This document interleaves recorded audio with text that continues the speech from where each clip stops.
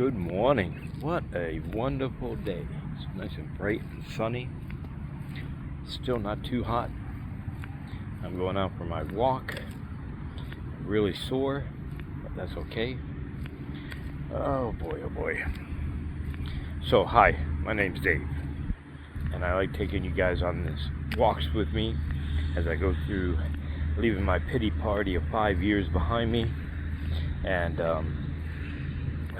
basically getting healthy again, and in the process I'm losing weight. Oh yeah, I'm okay. I'm broken. Yes, that's okay. For those who don't know, I used to be a roof inspector. I was up on a roof and I fell off, shattered my heel bone, or calcaneus. I didn't know it was called that. Fractured some metatarsals, broken, and fractured my tailbone, compressed some discs, messed up my back, my neck. What else? Oh, and I tore my abdominal muscle. Yeah, my belly. That's right here. Look how skinny I am. I used to be, at one time during this the 5 years, my heaviest weight was 257. That was unreal. And then, but when I started this journey, I was 242 pounds. Right now, I'm around, I think this morning I had a big dinner yesterday, so it hasn't gone through me. So I float, I've been around 178, 179, a little bit more because I got all this meat. But today I wanted to talk to you guys about communication, because words matter, and also the lack of words matter. So, during this time in my pity party, I got really, let's just say I wasn't fun to be around. I would yell at my daughter for just the slightest thing, or if she didn't do what I asked her to do right then and there. I'd yell at my wife. I didn't want to drive anywhere. I was basically like a shut-in. And I didn't talk to them. Luckily, my wife is pretty strong, and she and my daughter would still keep pushing me to go out and do these things. And then I started listening to audiobooks about finances, because it hits hard when you're making good money and then all of a sudden you make no money. So I started learning about becoming your own banker, how to do some investments, the easiest ways to do it, like index funds and ETFs. I'm not telling you, I'm not an investor. You got to do all these disclaimers. I'm not a fitness guru, blah, blah, blah. I'm not a counselor or whatever, right? This is just I'm telling you my story. Hopefully you can get some inspiration from it. You know what I mean? All right. So by doing that, I started learning. We started setting up like some different accounts. We've got our investment accounts. I got a custodial account for our daughter set up, and we just started paying ourselves first. That old adage, pay yourself first, like the people in Babylon, Mesopotamia. I mix it up, but it's pay yourself first. Why are you paying all these other people? And just go through what your leaks are in your income, because you gotta think about, why would you want to pay a company so much money if you're not using them? So what I recommend you do, and this goes along with the communication, is sit down with your partner if you have a partner, or sit down with yourself if you don't, right? And start looking at your bank account and seeing where all this money is going. Your credit cards, your statements, see where the money is going. I'm not telling you to give up your Starbucks Frappuccino. You don't have to do that. What I'm telling you is that what we did is we looked at for the leaks. Any of the streaming services that we weren't using in the past 3 months, we didn't use it, we canceled it. If you have other services, insurances, like we stopped getting the phone insurance, even though we keep our phones like 2 or 3 years. But any of those extra things that they sneak up and then you never use them, like if you have an app or something, fitness app that you never use, I'll use it one day. You don't even need to pay for those things because you can get everything done with ChatGTP, right? So you can look at that, see where the money is siphoning out, and fix that. You'll save a lot of money. But sit down and talk to your partner. So this video I wanted to make more about if you're married, or what you want to do with talk about with your husband and wife, about finances and just communication in general. You gotta, I don't know, a lot of you guys are around my age, so sometimes we're not the best at saying I love you. In our house we say I love you all the time, and we mean it. But if sometimes we think, oh, he's trying to control me, she's trying to control me, like your wives might be thinking that, and you might be thinking, oh, they just want to spend money and everything, we're leaking money, it's you both have different schemas going on, and the way you were raised and everything.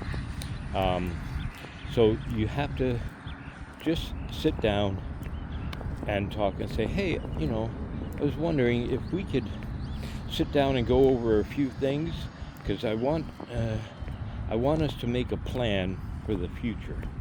Like, say, let me give you an example for us.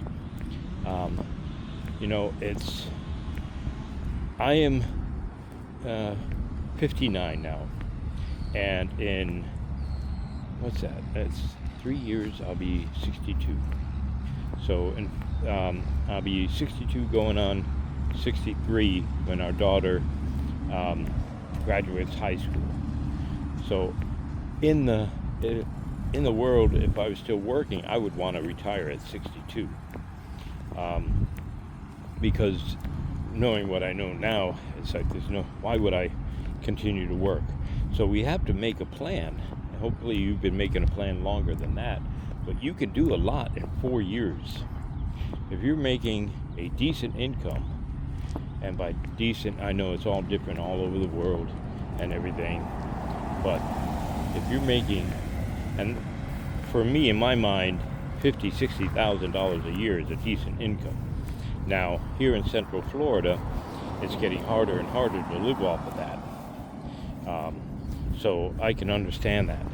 But whatever you're making, and if you're working together, you can't think of my money, or a lot of times women would think, well, I'm working, that's my money. No, it's not.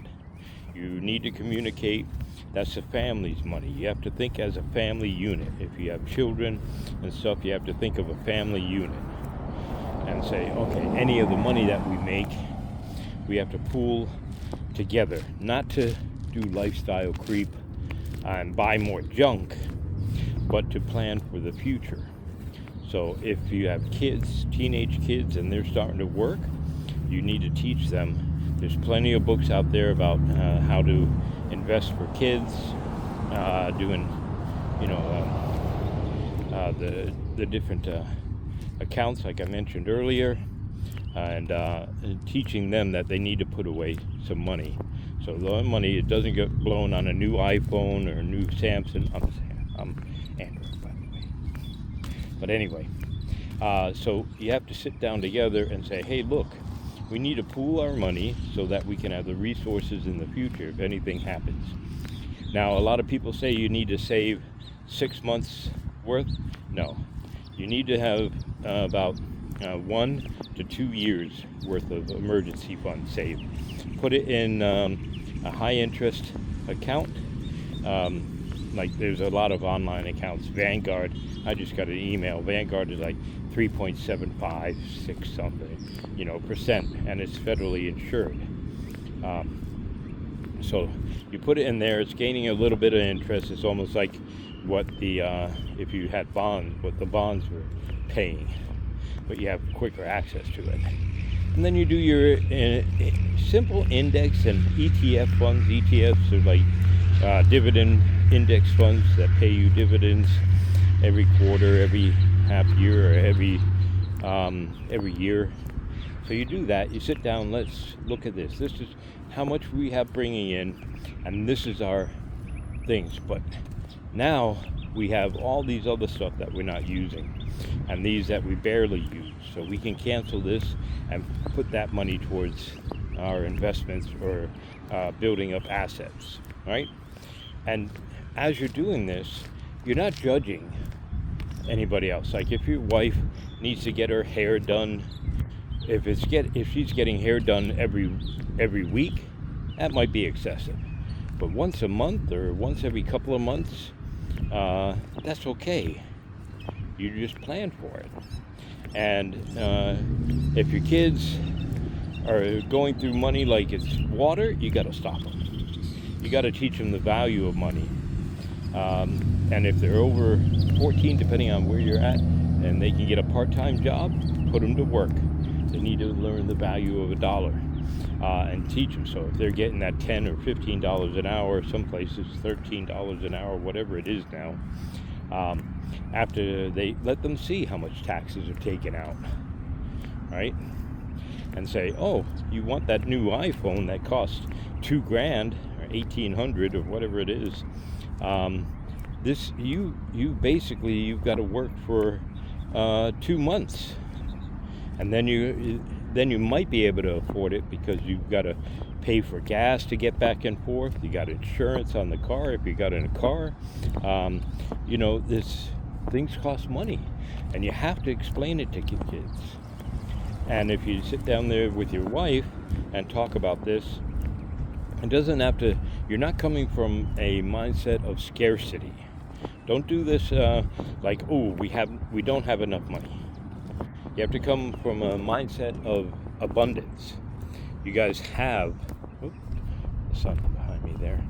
You have abundance. You're making enough.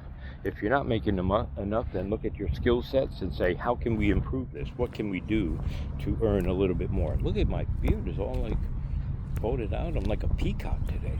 Sorry. If you think I look like a peacock with my beard all folded up like this, right?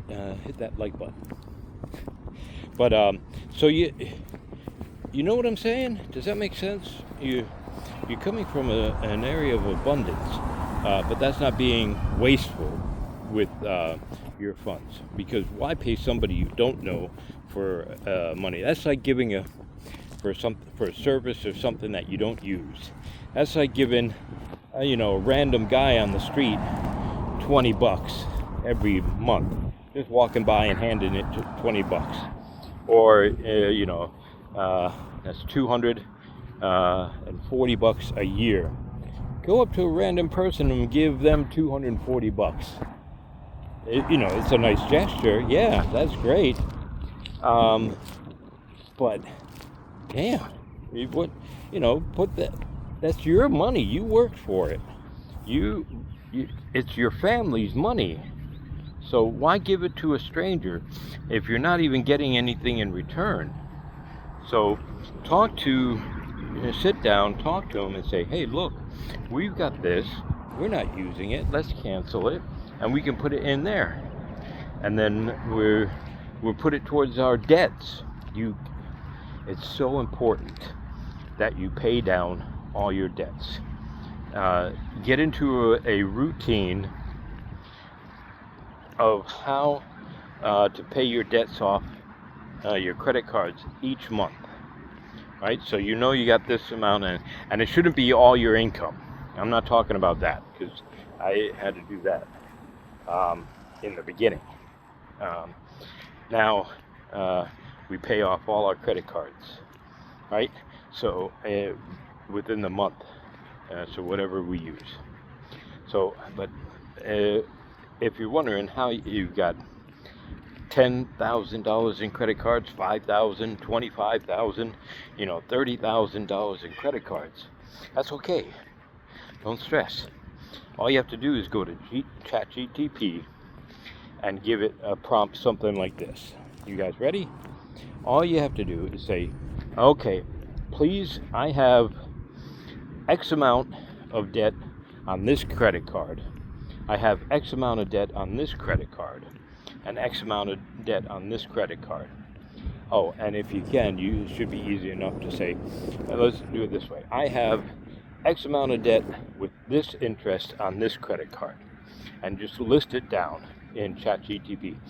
Now, using the snowball method in credit card debt reduction and maybe some other methods faced with this amount of money each month that I have disposable to pay down my debt. So so if you make $5,000 a month, if you take home $5,000 a month, or if you make $500, whatever your take home is minus whatever your expenses are.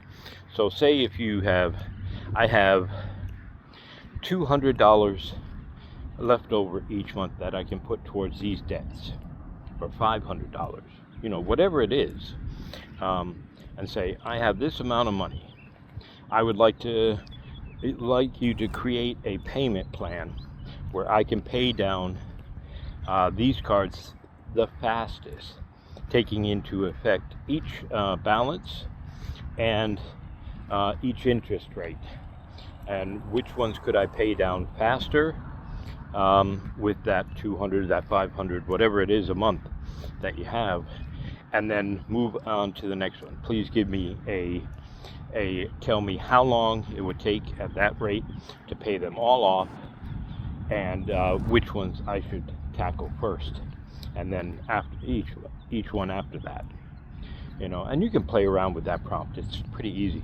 You can even ask it, please, I have these credit cards, debts and stuff, please give me the best prompt that will, by using various methods like the snowball method, on how to pay these down the quickest. It'll give you the prompt, and then you can put that prompt in and ask it again, and it'll give you a financial plan on how to pay off that debt. Then you ask it, what is the maximum amount that I can spend each month on my credit cards once they're paid off, so that I can pay it off. I'll give you a hint. If it was $500 that you had left over from your bills, that's the amount. So you can't spend over $500, all right, on your credit cards a month, if that's your amount. Okay, does that make sense? Right? And while you're doing that, you're doing this as a couple. And now, I have to say that I was not the best at doing this in the beginning, and I still need to work on it. Because sometimes my timing when I want to do these sit downs, I'm just like, hey, we need to sit down and talk about this. And then they're like, what happened? What's going on? Are we in trouble? No, we're not. It's your delivery of it, and say, hey, I was thinking, say if you have a friend, the Joneses, he was saying how he hasn't been able to save much for retirement, and neither have we, or we have a little bit, but I'd like to work more on that because I can't see myself working until I'm 67. I would like to finish working and retire at 62, but in Social Security, it's $1,200 or it's $1,900, whatever it is, or $900. I know ones that are getting less. That's not going to cut it for us to live the way that we've been living now. So I want to, while we're still able to earn good money, I want to make up a plan. So let's sit down and maybe sometime this weekend and go over the budget so we can make a plan so I can retire at 62, and if your wife is working, so that she can retire at 62. And if your kids are with you and you have teenager kids, you're like, well, I also want to go over the plan with getting you guys to work. You need to start working and then contributing to the household and to the future. So I want you to start looking at how you can set up your investment funds. And if they're under 18, it's a custodial account. You set that up for them. And then as you do that, make your teenage kids or your younger kids, get them involved. I'm not saying if they're 5 years old. If you're getting retired at 62 and you got 5-year-old kids right now, ooh, good on you, bro. But you know what I mean. So most of us might have teenage kids or soon to be teenage kids that are getting ready to be able to work and stuff. Get them involved and let them know that it's not like you're charging them rent and everything, but you're going to be asking them to contribute to the household.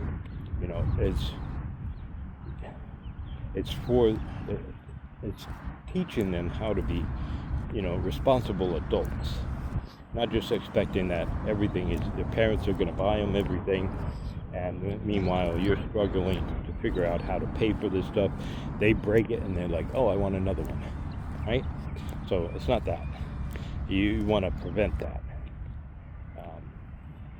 And sit down and talk, and this whole time, throughout the day, throughout the week, just hug each other. Tell each other you love them, right? So, it's all about, like I said, it's communication. You gotta, it's also the words you don't say. And if something's bothering you, just present it in a positive way. Just say, hey, I understand you like doing this, but it kind of bothers me a little bit because the way I was raised, we weren't really able to do that. So I am not used to it. I can understand your perspective, but is there something we can do to change it maybe? Or what am I missing so I don't feel so bad when you do this? How can we improve on it and work together, right? You have to be open for criticism, and you have to say, hey, I want you to understand that maybe some of the things that you're doing maybe we could improve on, and some of the things that I could do is improve it. But I don't want to make this into a criticism party, right? It's not a blame game.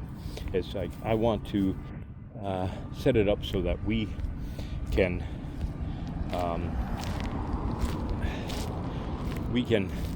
sorry, my foot's hurting and I'm walking kind of fast. But I wanted to get it so that we can have a solid future, especially and I don't want to spend my time working all the time, working overtime, or working until I'm 67, 70 something, because your job doesn't care about that. They will replace you. If you drop dead at work, they'll be like, oh, that's sad, but they'll have somebody in there to replace you, or they put your work on the other guys really quick. So look out for you and your family, all right? That's more important. But so that's why you got to get yourself educated on investing, money management, and things like that. I recommend you listen to or you read a book a week, and if you do that, in a year, you will be smarter than most of these financial gurus. So I've got a list. Just let me know if you want the list. I can put it down there for you. I'll set it up so you can grab it somehow, and then you can go through that. And it's not hard. You guys can do it. All right. Well, anyway, I thank you very much. You guys have a blessed day.